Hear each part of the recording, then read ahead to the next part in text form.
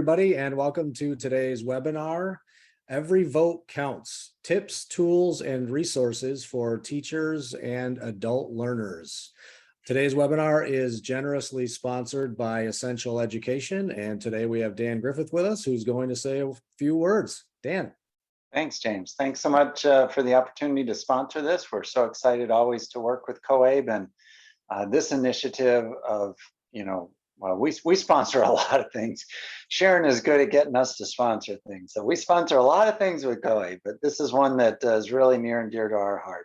I don't have anything to sell anybody today. I just want to thank you guys for the amazing work that you're doing. Everything that we do at Essential Ed is really field-based. So we work really hard to try to actually open our ears, close our mouth, open our ears, and listen to what educators across the country are saying. And use that to create products that will actually impact your work day in, day out in the field. And you guys do an amazing job. I think this week is so important because it highlights the work that's being done. It would really be a travesty to think that too much of this is, in the shadows.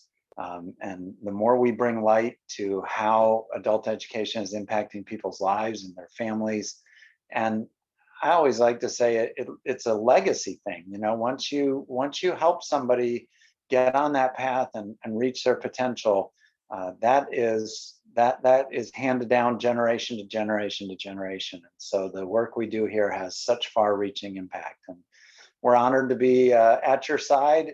We look forward to doing more with COABE and with adult educators across the country. And hopefully today's session as well will give you some great tips and tools to be able to impact your learners and your efforts in the field.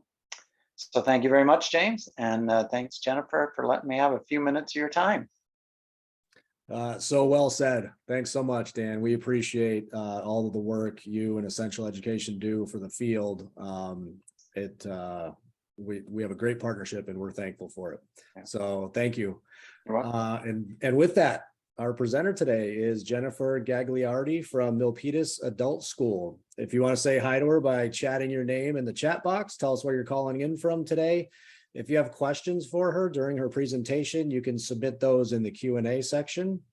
And with that, I'll hand it over to Jennifer. Thank you.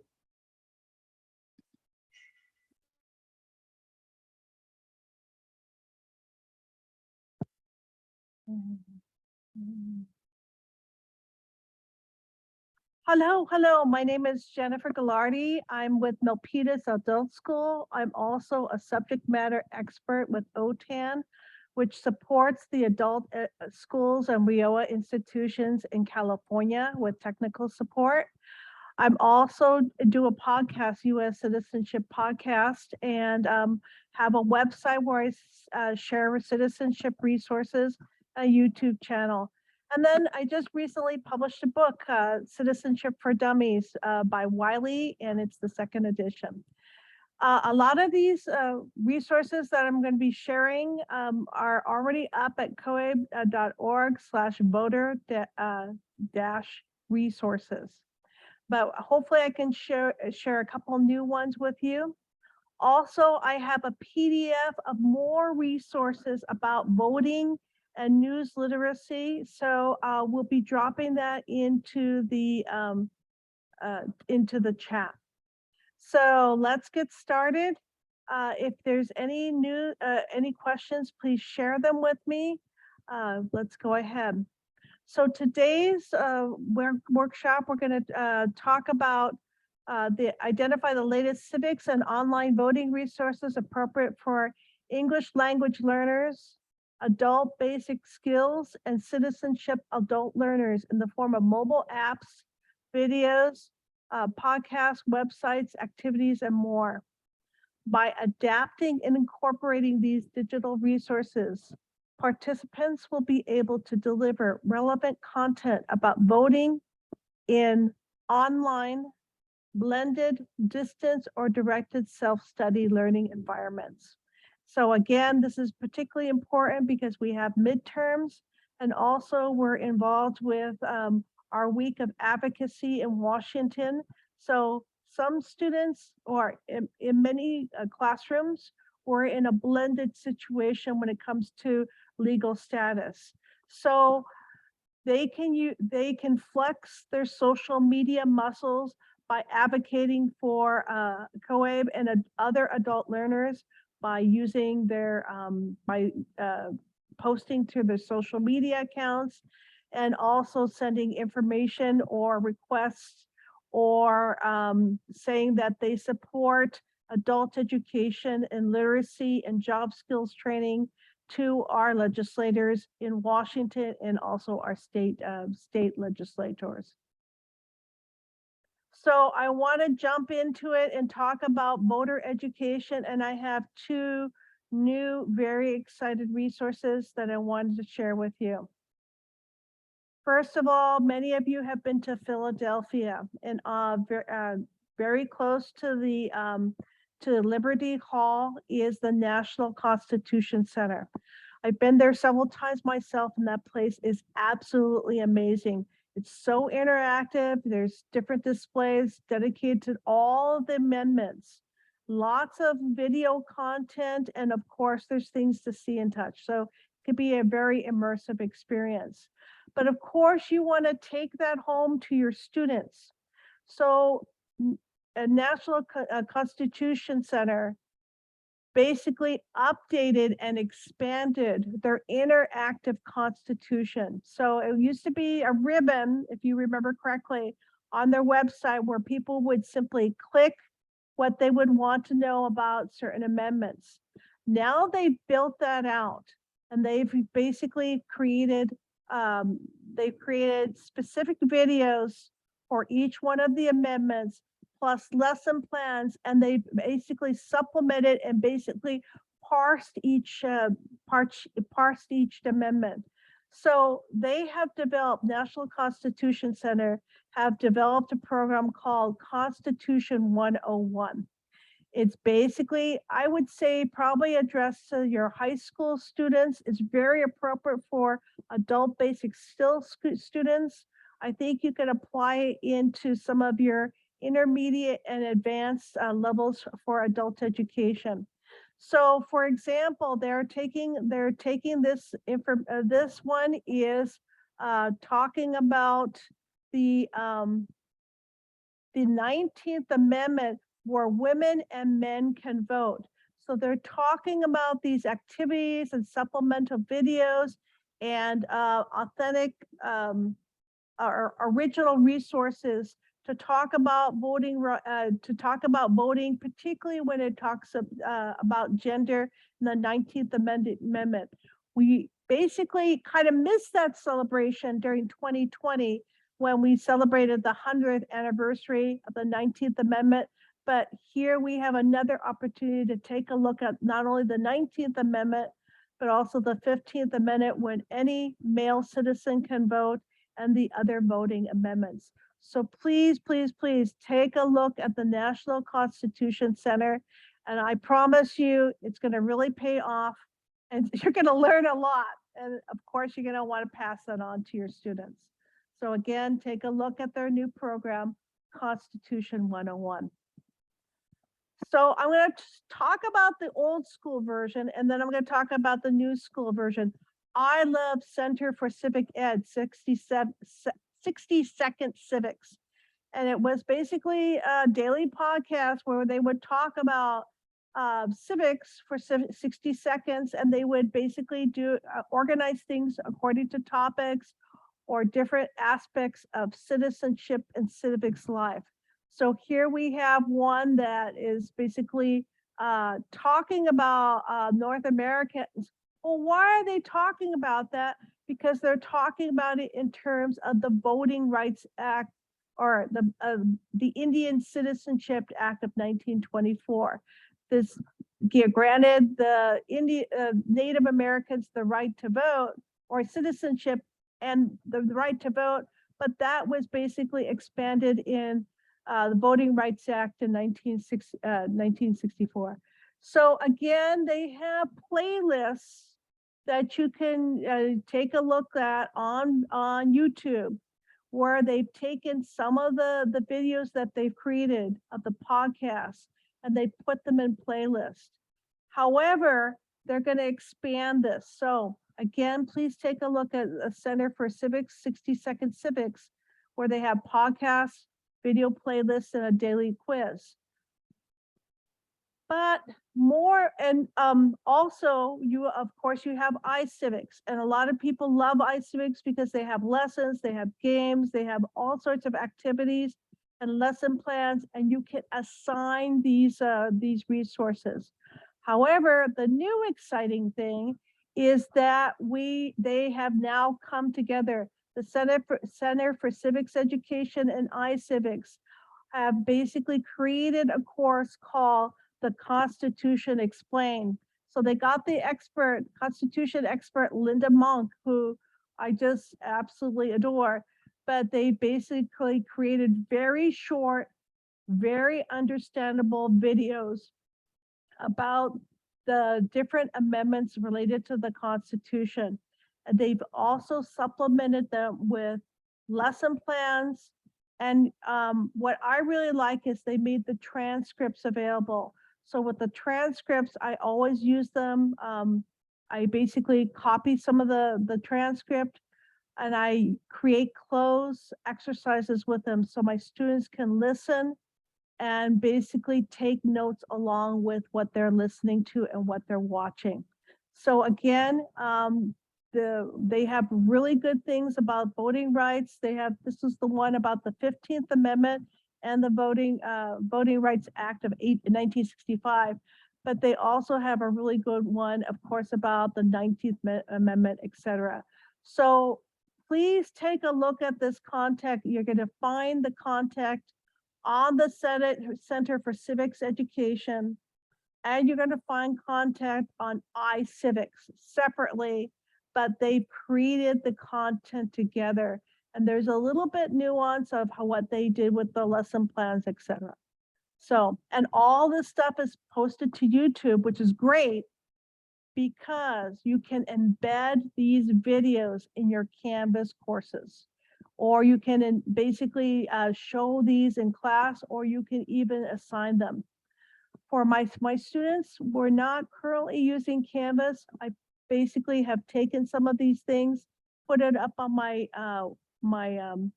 website, US Citizen Pod, but also I send emails out to my students that say, hey, watch this. After you watch this video, answer these questions. So again, please take a look at this new program from Center for Civics Education, iCivics, Linda Monk, the Constitution Explained. Also, I'm sure you are familiar, this is maybe an older resource, but a resource that I live and die by. It's Preparing the Oath. It was created by it's a collaboration between US CIS and American History, the Smithsonian American History Museum. So they have one very short video about each one of the 100 questions. And here they have them organized into things about voting and voting rights. So you have some beautiful images from the Smithsonian. You're having very clear, short, specific content that's basically addressing information about citizenship prep. And it's organized into a really nice playlist. So again, please take a look at Preparing the Oath, take a look at the voting, and you're going to be able to see not only the videos, but then you have practice quizzes, and you have small activities where you would sort things or basically talk about the procedures or timelines of different things.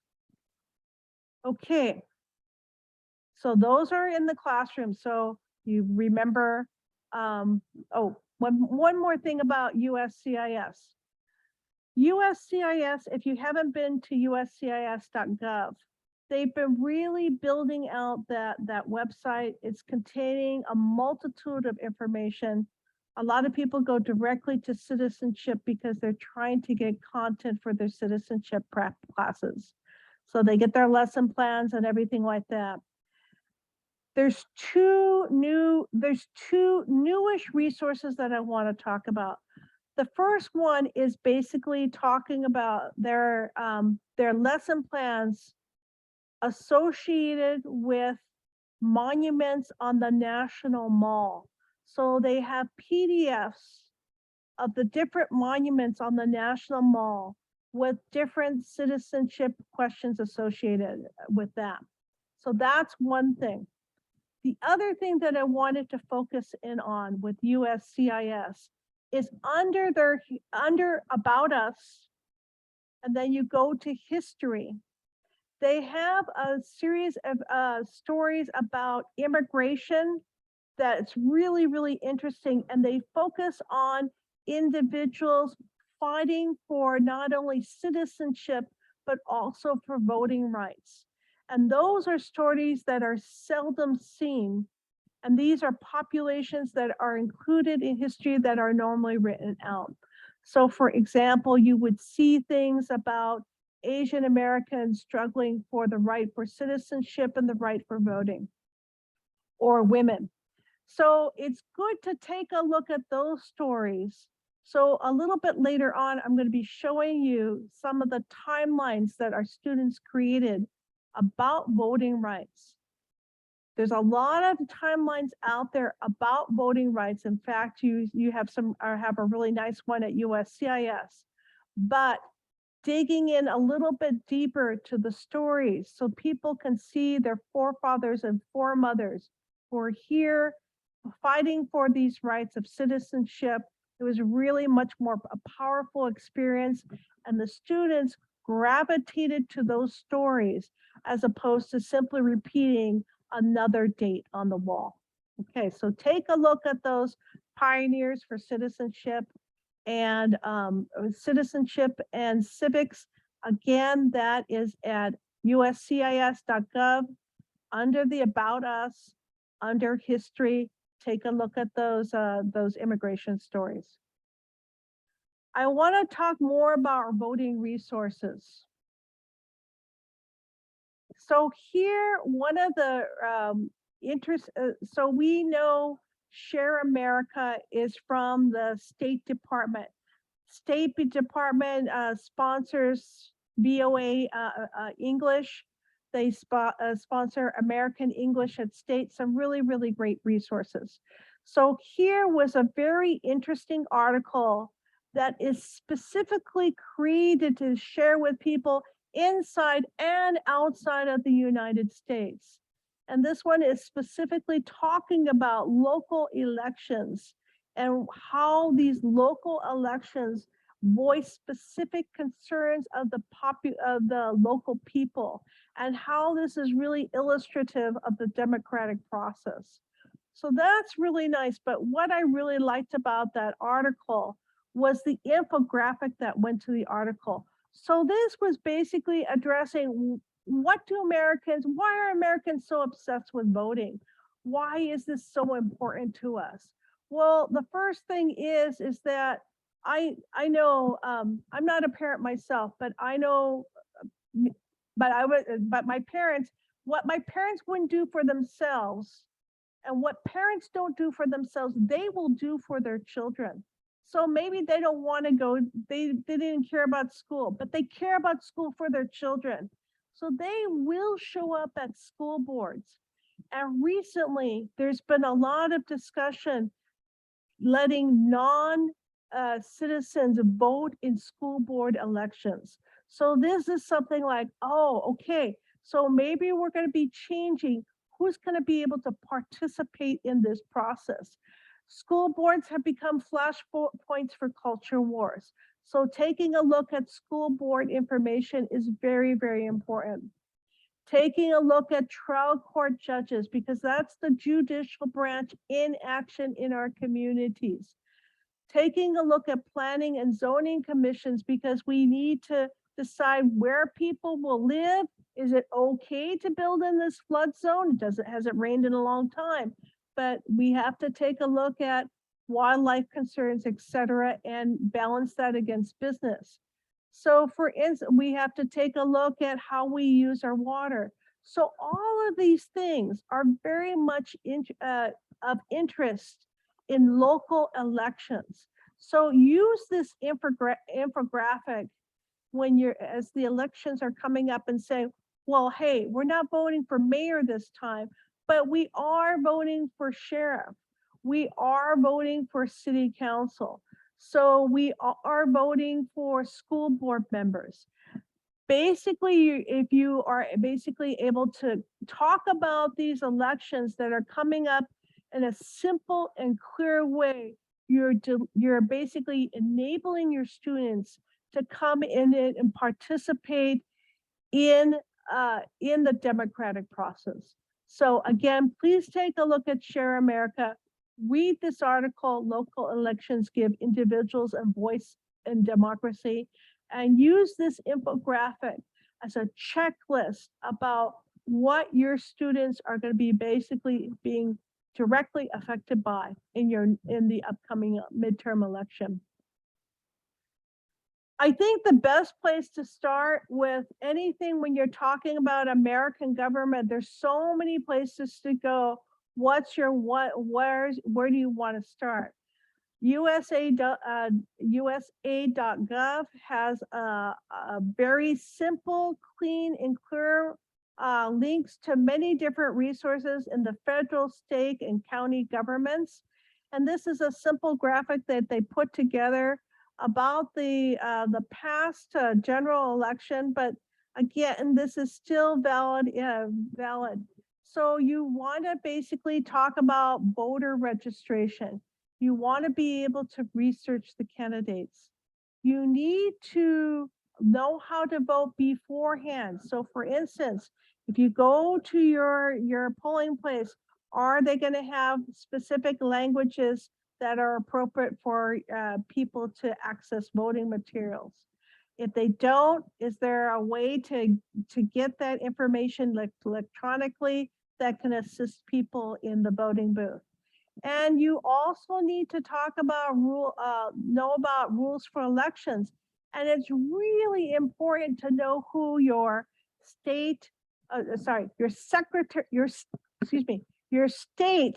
Secretary of State is, and the local registrar of voters. So you can get this information. You can start looking for your information at usa.gov/voting. Another place to go. There's so many places to go to get voting information. However, I've been finding when I take a look at some of them with the .org or the .com or the .net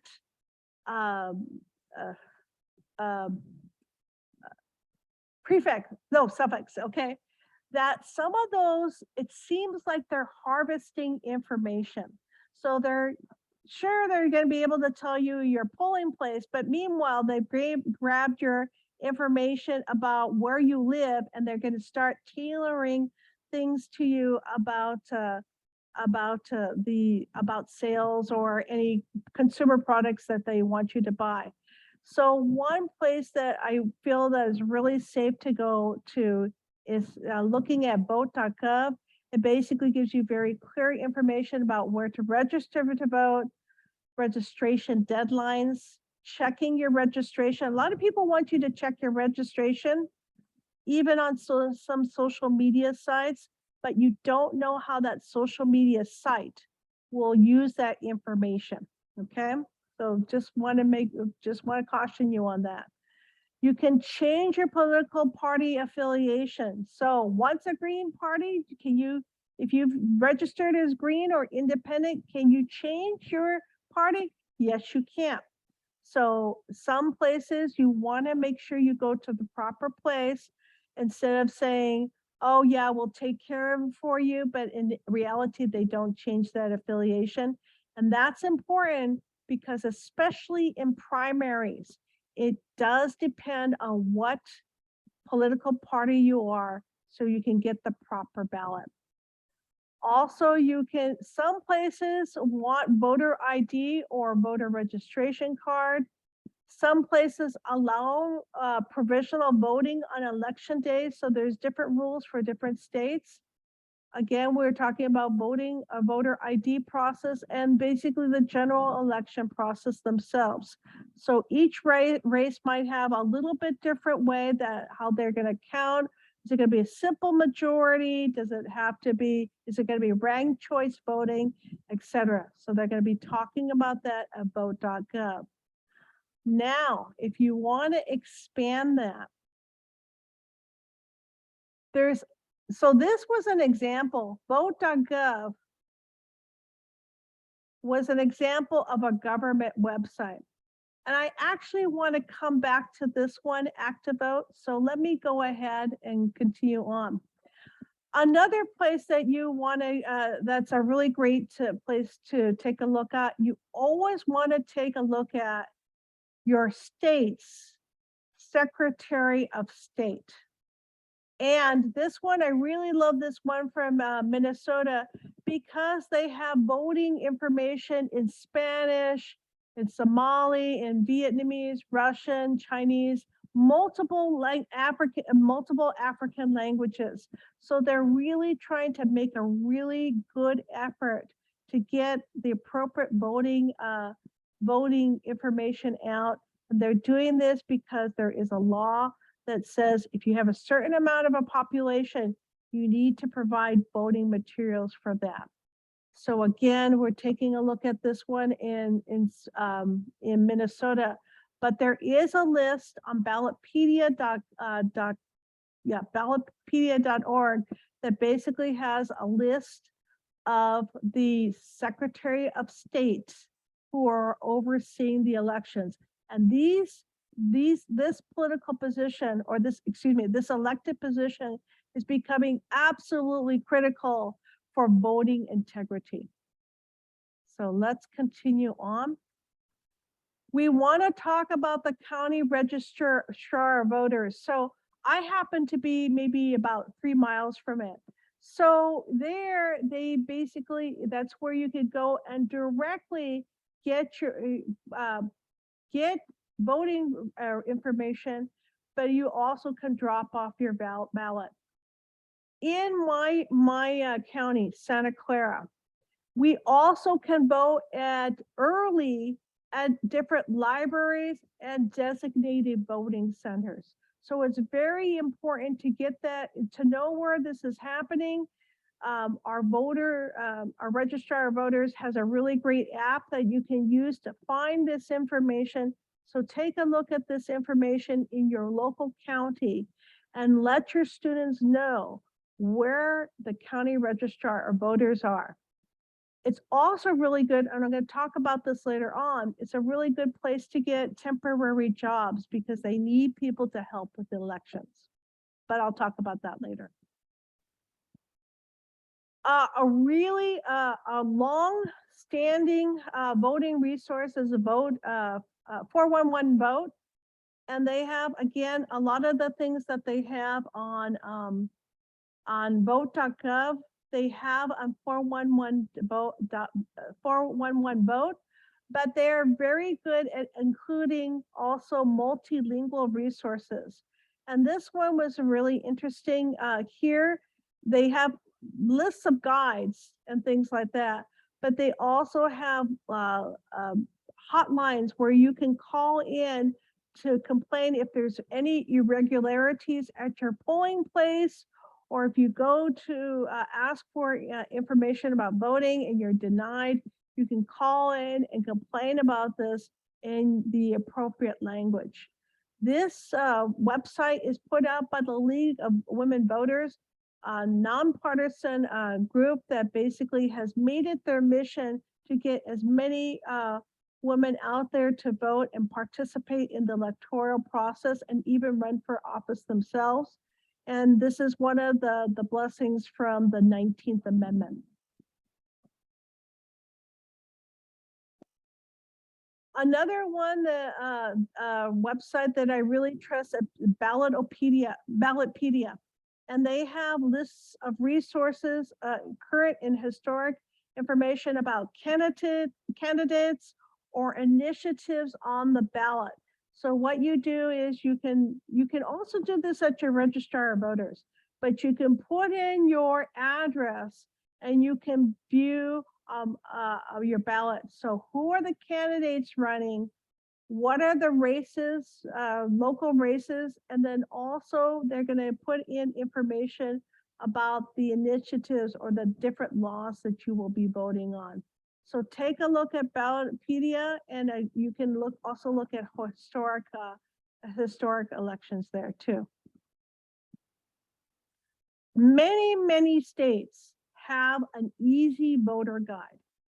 So recently, or one time, my father was complaining, like, why do we have all these voting things in different languages? I said, look, when we go to the polling place, are you taking the legalese voting guide, or are you taking the easy voting guide? He goes, of course I'm taking the easy voting guide because I want to know what I'm voting on. I go, it's exactly the same thing with the easy voter guide. You have these easy voter guides that basically simplifies, clarifies, and puts it into the appropriate language so everybody can participate in the electoral process. So in California, we have English, Spanish, Chinese, Vietnamese, and Korean. I know in the county over, when they put out their voting guide, they put it out in, I think two Asian Indian languages too. So different counties will put out different voting guides.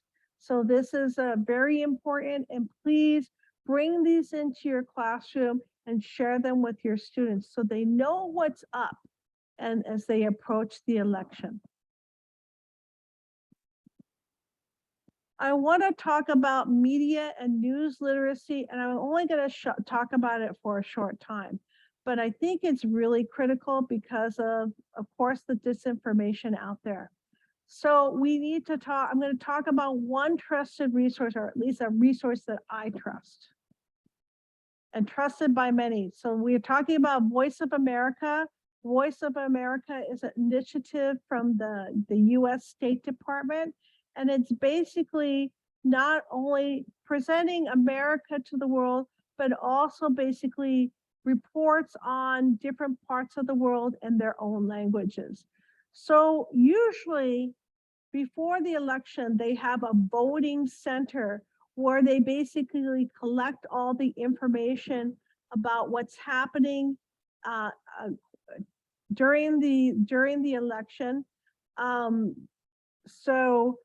They have it on their main website, VOA News, and they also have something similar on learningenglish.voa.com. So these are two sites that I really trust because they are really trying to present the news as accurately as possible. So, well, some people say, well, hey, that's simply propaganda, okay? You know, everybody puts themselves in the best light. This is another resource that I like to use, especially when I'm asking students to report back on stories that they have seen in the media. And this one is called Advantes Media. It's basically interactive bias chart. And what they do, you can put in whatever resource that you're getting your information from. You can see if it is skewing left, which means that it's more liberal, versus skewing right, which is more conservative. If it's using original facts or verification, two-source verification to do their stories. If it's fact-based reporting, if it's a complex mix of fact and opinion or analysis, if there's a variation in reliability, and some of my favorite resources were there. So I'm like, oh no, a little bit too much entertainment, need to go up a little bit, okay? So, and some people, if yours is starting to skew at incomplete or unfair or propaganda, you may want to think like, maybe you need to look for a better resource to make sure that it does basically report truly and effectively and reliably on the facts. So I looked up Voice of America. So this one is right in the media right here. It is very fact-based oriented. It skews just a little bit to the left. So lots of inclusiveness. They bring in a lot of different, they report on a lot of different stories. So it was really interesting to do the comparison and to know about these sources. They basically says, hey, I want to move ahead and do more research on this, or maybe I want to step back and see if I can find some more information. So take a look at this. You're going to have a lot of fun. Your students are going to have a lot of fun taking a look at some of all the different sources that they have. I have just simply put up more media and news sources. So we have a Center for Media Literacy, and they basically have articles and resources about ESL and media literacy. How do you address these things in an ESL classroom? This one is really good from Common Sense Education about helping students, specifically ESL students, understand election media, because if this is your first election in the United States, there's a lot of questions. And it's hard to think about what should I be asking? Hey, I'm not a citizen. I don't have any skin in this game. Well, actually you do, because these, especially the local elections, will directly affect the students, whether you're documented, undocumented, or a citizen. You gotta know, you have to pay attention to these local elections. American English at State and Open, which is basically these open courses from the State Department. They have two really interesting MOOCs, which is basically automated courses that they for upper level students and also for teachers. But particularly these two, I've used them when I was teaching my advanced classes, the English for journalism and English for media literacy. Now they have YouTube playlists, so you don't have to go through the courses, but the courses themselves, I think, open every quarter, and they have a lot of extra resources, particularly the facilitated class. So you get a lot of it, and the students, we've had some reporters or students who have been reporters in their own country. How do they cover their elections there? How do they cover their elections here? How are they using media literacy, media here? How are they reporting and capturing this information and sharing this information? So they're going through a course or a series of information that presents things very simply and clearly, and they can take these skills and build up their writing portfolios and basically participate in sharing of information. So these are two very, very interesting courses. Take a look at them, and perhaps you'll find something that you can use this semester and beyond for your students. News Literacy Project has some really great literacy tips, and particularly their quizzes. So they'll give you a resource like a cartoon or maybe a tweet, and you have to decide, is it true or is it not true? So that was really, really interesting, and students cannot get enough of the quizzes. And VOA Learning English has a short, I think it's 6 videos talking about how you develop news literacy. So the whole point of this is that you want to choose, share, and make reliable, credible news. I want to talk a little bit about video content. Yes, video content. And this one is, when we talk about video content, of course, we have Jennifer ESL. Because I teach ESL, she is a real go-to for me. and she had a playlist from her and some of the other famous ESL teachers online talking about vocabulary associated with the elections.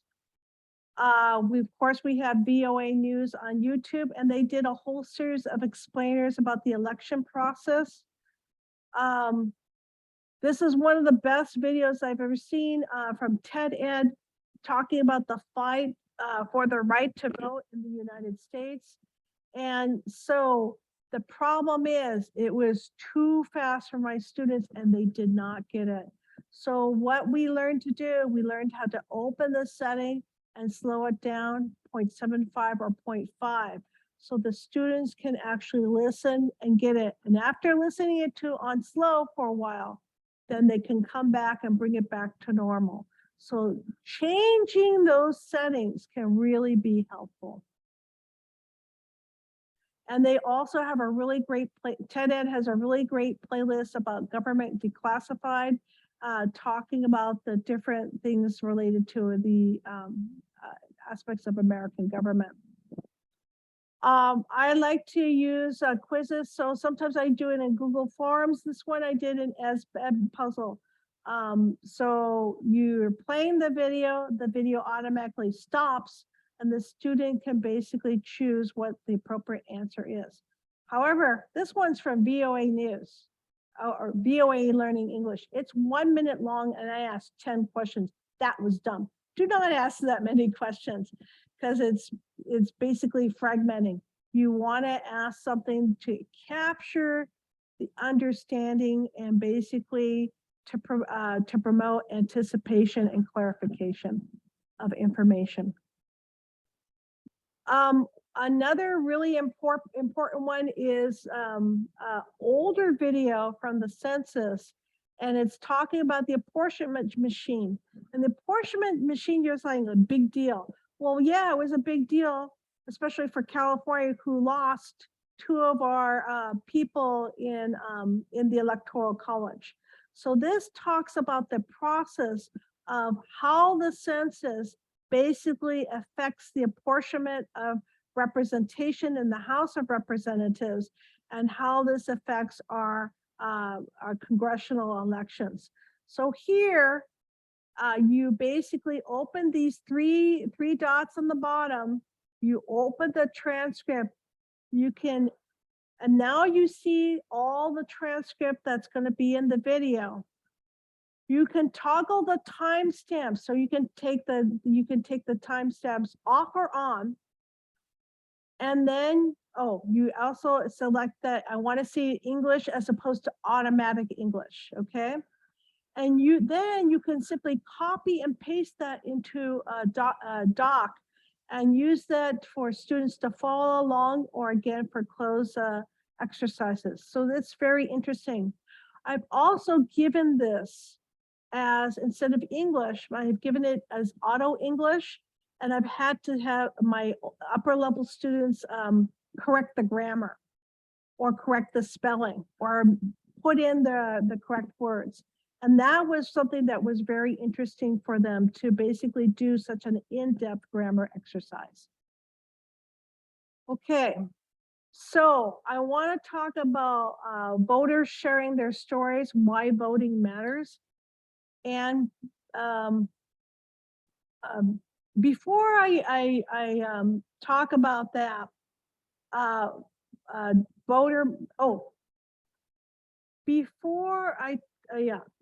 before I talk about that, I want to talk about 2 resources that are not on my PDF.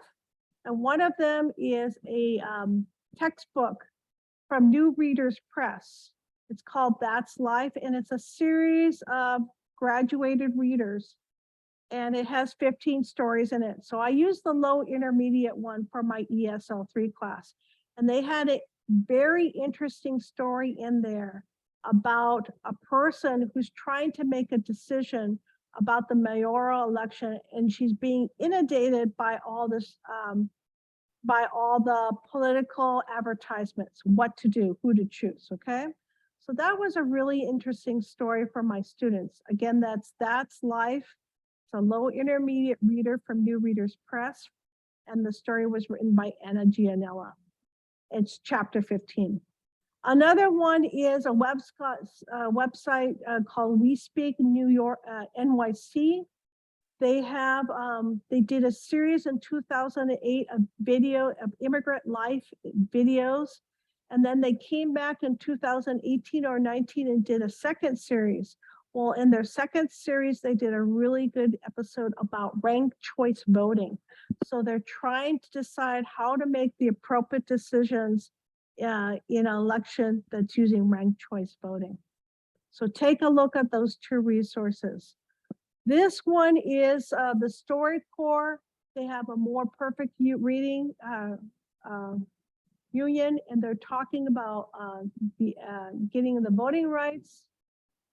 They're having this, I believe, which is a whole series of essays about the power to vote.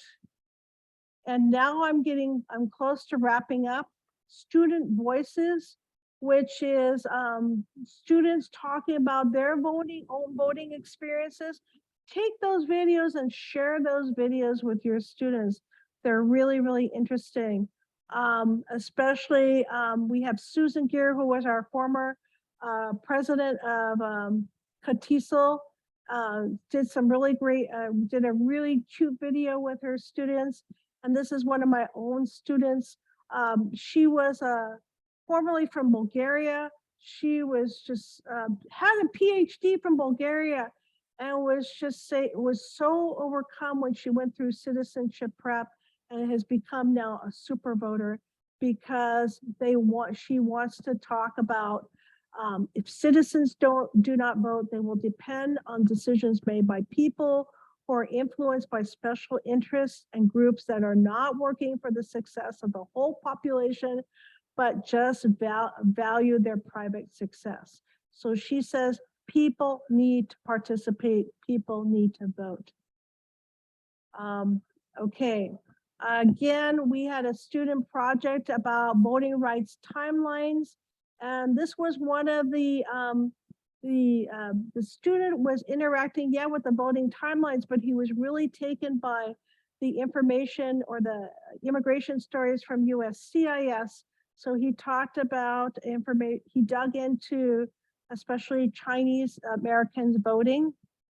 And this was an opinion that was given during one of these things about the voting rights.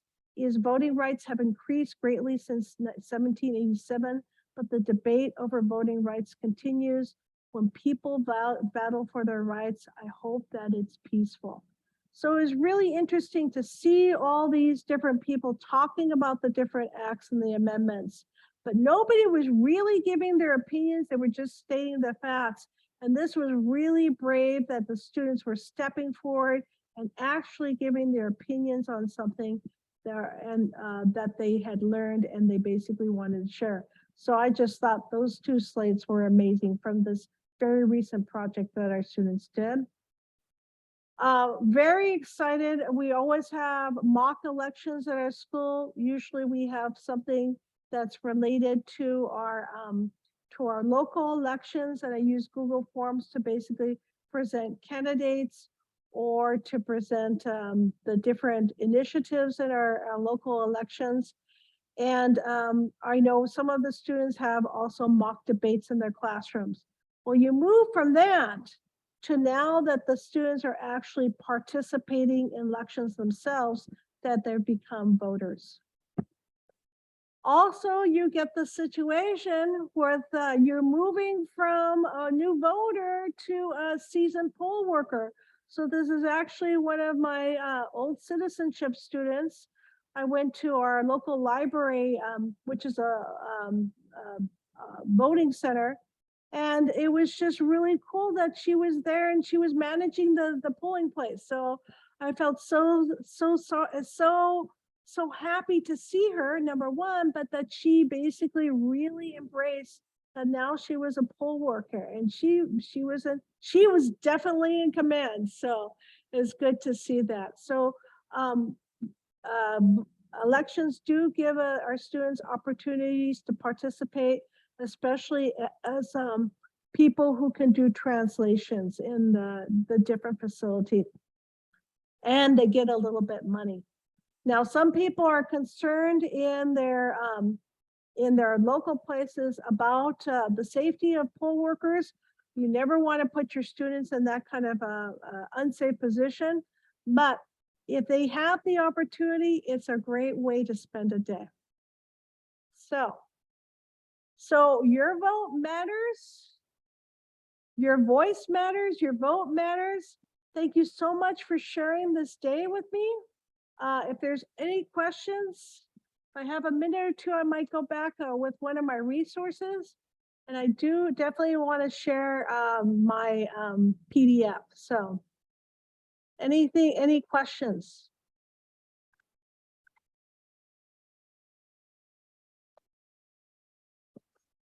This one is I just put into the chat, there's a PDF of the resources that I used. And I also want to go back and talk about one more resource that was added on Constitution Day. If I can find it.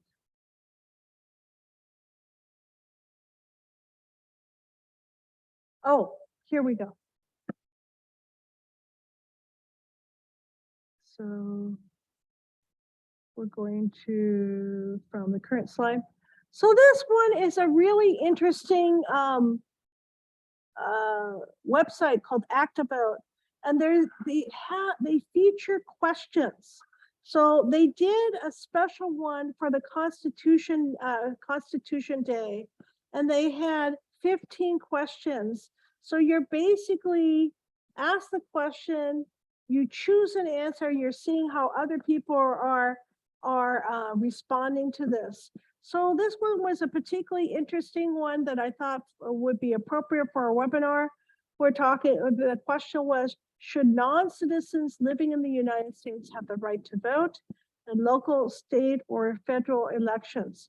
Now, I know some people have a difficult time.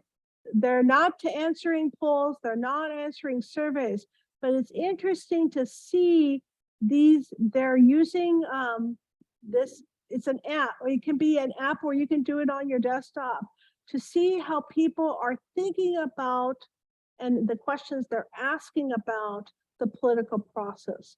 So take a look at some of these questions, particularly that they're related to voting, and some of the bills are really, really interesting. I can't see the Q&A. I'm not seeing anything in the Q&A. Oh, Activote. Okay, thank you very much. So now I'm basically at the end of my time. Does anybody have anything else that they want to say before we finish?